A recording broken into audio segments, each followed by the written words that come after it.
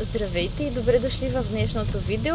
Аз съм Петя и в момента пътуваме към летището, защото днес ще ви водя в Италия. Останете с мен, за да видите какво следва.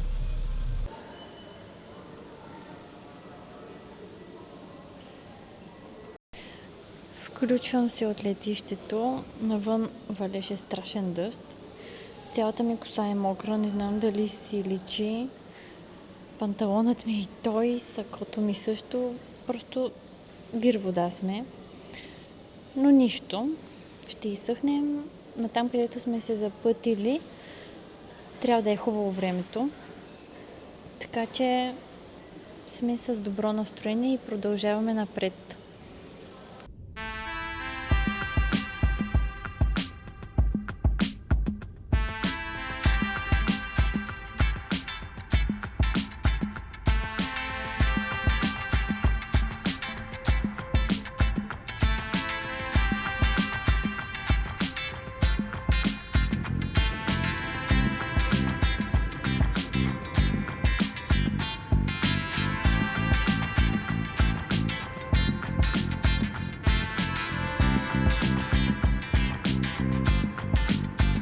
Слязохме от самолета и вече ни извозват към летище Орио ал Серио в Бергамо. Тъй като нашият хотел е в Бергамо, първо ще си хванем автобус от летището до хотела. Предварително проучих още в България как се казва приложението за градския транспорт в Бергамо и си го инсталирах на телефона. Щом пристигнахме на спирката, купихме 2 билета за мен и съпругът ми. Много е удобно, има туристически билети за 24-72 часа, които важат за целия градски транспорт в Бергамо, включително и фуникуляра, който свързва стария и новия град. За да стигнем от летището до града, трябва да хванем линия номер 1. Има и спирка близо до нашия хотел. Стратегически съм избрала хотела да е на близко пешеходно разстояние от всички места, които планираме да посетим, тъй като времето ни в Италия е малко и трябва да сме максимално бързи. Обмислям да направя отделно видео с всякакви подробности за пътуването, като цени, имената на приложенията, които използваме, как избрах хотела и всякакви неща, които биха ви помогнали и биха улеснили вашето пътуване. Аз първоначално се колебаех къде да отседнем, в Милано или Бергамо, но щом се запознах с малко повече информация за Бергамо и разгледах снимки на града, се влюбих в него и реших, че задължително трябва да посетим и двата града. Бергамо често остава в сянката на Милано, но всъщност е един от най-красивите и подценявани градове в Северна Италия. През вековете тук са живели келти, римляни, лангобарди и венецианци, като всеки от тях е оставил своя отпечатък върху развитието на града. Благодарение на стратегическото си разположение между Милано и Алпите, Бергамо се превръща във важен търговски център още през средновековието. Той впечатлява със своята уникална атмосфера и повече от 2000 години история. Интересното е, че градът е разделен на две части – горен и долен град. Всяка част носи своя уникален чар и трябва да се види. Днес градът впечатлява със спокойната си атмосфера, красивите си улици и усещането за истинска Италия, далеч от шума на големите туристически дестинации. След като слязохме от автобуса, повървяхме около 2-3 минути пеша до хотела. Хотелът ни се казва Хотел Екселсиор Сан Марко, 4 звезди. Като цяло останахме приятно изненадани от него, всичко ни хареса. Единственото, което мога да посоча като лек минус, е штората, която не се вдигаше и правеше стаята по-тъмна, но все пак ние не сме дошли в Бергамо, за да стоим в стаята. Поради тази причина и не сме искали да ни я подменят. След като се освежихме, излязохме, за да потърсим ресторант, в който да хапнем, тъй като вече беше около 2 часа след обяд и вече бяхме доста гладни.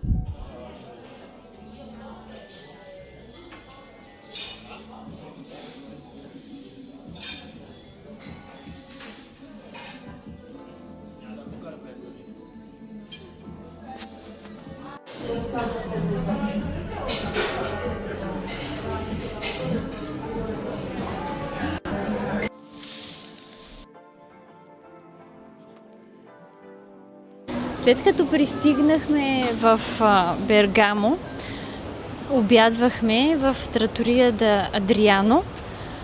Хапнахме пица капричоза и спагети фрути ди маре. В България сме хапвали по-вкусни такива, но можем да кажем, че на средно положение беше храната.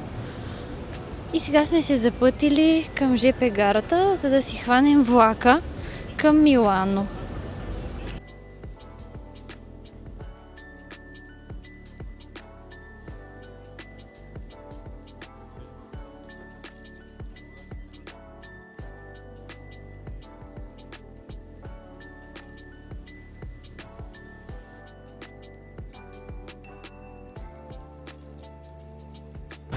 Сега, докато вървим към ЖП гарата, с моя съпруг видяхме доста по-вкусни неща за хапване, затова може би вече ще процедираме по друг начин.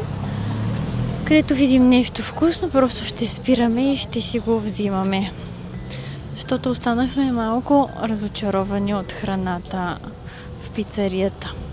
Въпреки че в Google имаше доста добри отзиви. В района на ЖП гарата има съмнителни хора, така че когато идвате тук ви съветвам да внимавате много с личните си вещи.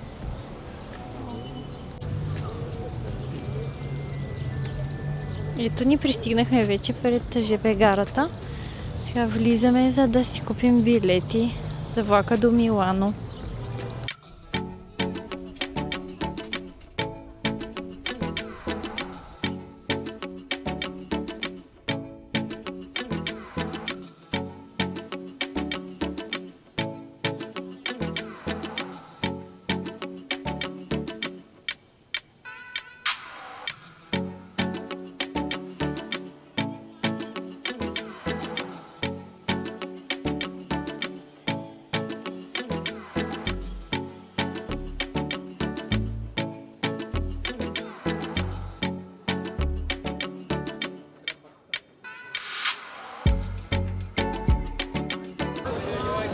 След като се качихме на влака, пътувахме около 45 минути.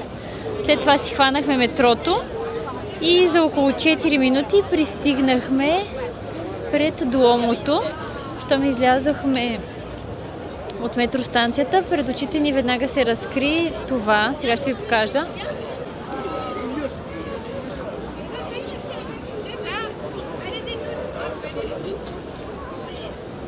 На живо е много по-впечатляваща, отколкото на видеото. Заслужава си всеки да дойде да я види на живо.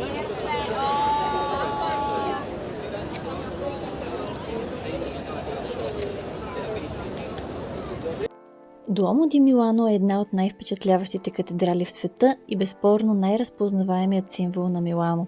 Строежът й започва през 1386 година и продължава близо 6 века. Факт, който я превръща в една от най-дългостроените сгради в Европа. Изградена е от специален мрамор, доставен по каналите на Милано от десетки километри разстояние. Катедралата впечатлява не само с размерите си, но и с невероятното количество детайли.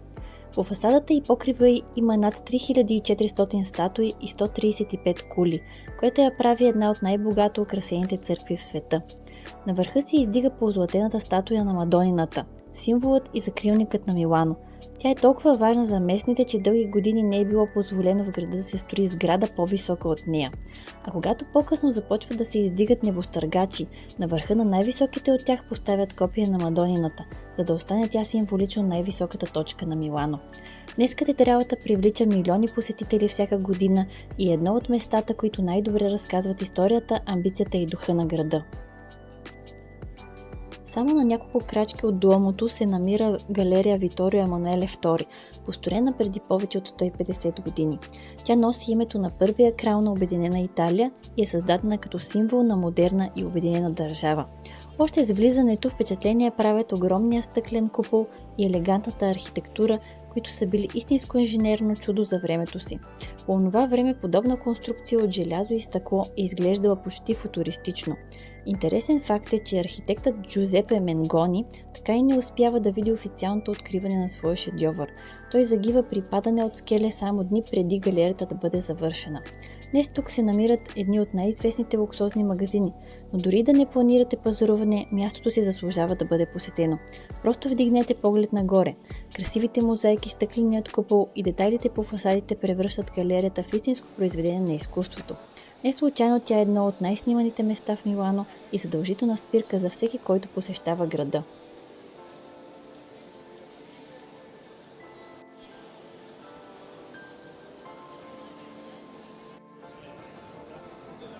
Ако видеото ви допада, ще се радвам да го подкрепите с лайк, коментар, да се абонирате за каналът ми и да цъкнете камбанката. Това наистина помага много на канала да се развива и ми дава възможност да създавам още интересни видеа за вас. След като хвърлихме по едно око на витрините на луксозните марки и си направихме няколко снимки, решихме да си вземем по един сладолед от Савини. Между другото, опашката вървеше бързо и не сме чакали много. Ние си взехме среден размер, като един сладолед струваше 6 евро. След като малко си отдъхнахме, вече бяхме готови да се отправим към следващата забележителност в Милано, а именно дворецът Сфорцеско.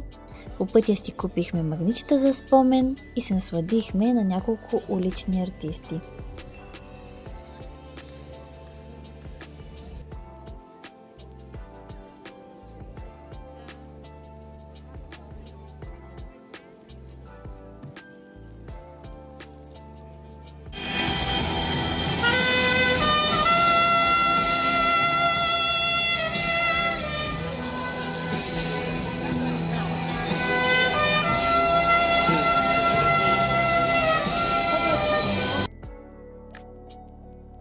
Ще се радвам да ми споделите в коментарите под видеото, бихте ли посетили Милано и ако отговорът е да, коя забележителност ви е в списъка за задължително посещение.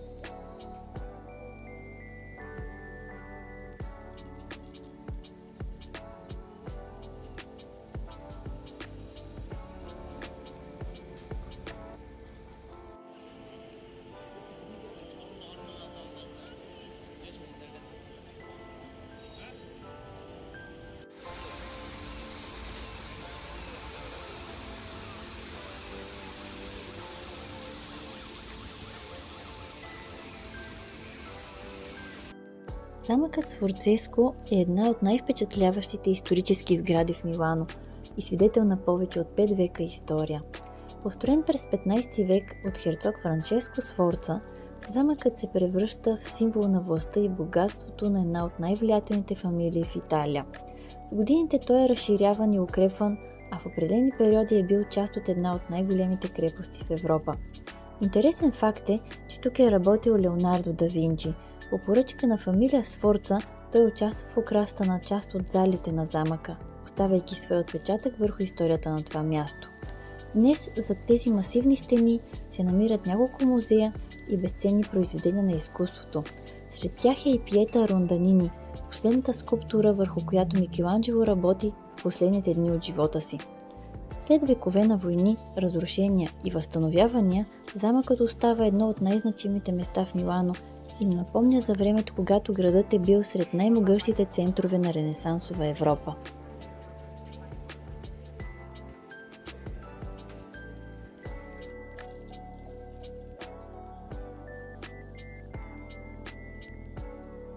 След като разгледахме замъка Сфорцеско, продължаваме през парк Семпионе към Арката на мира.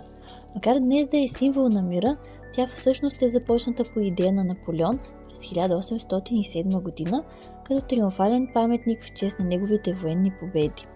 Докато строежът продължава, той губи властта си и никога не успява да я види завършена. По-късно новите управници променят предназначението на паметника и го посвещават на мира между европейските държави. Именно оттам идва и името й. С височина от около 25 метра и богато украсена с статуи и релефи, арката впечатлява не само с размерите си, но и с детайлите, които разкриват различни исторически събития от началото на 19 век. Днес Арката на мира е едно от най-популярните места за срещи в Милано, а от тук се открива и една от най-красивите гледки към парк Семпионе и замъка Сфорцеско.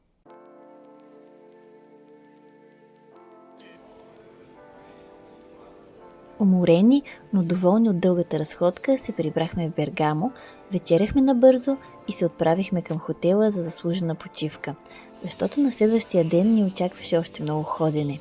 Очаквайте продължение във втора част, в която ще разгледаме долния и горния град в Бергамо.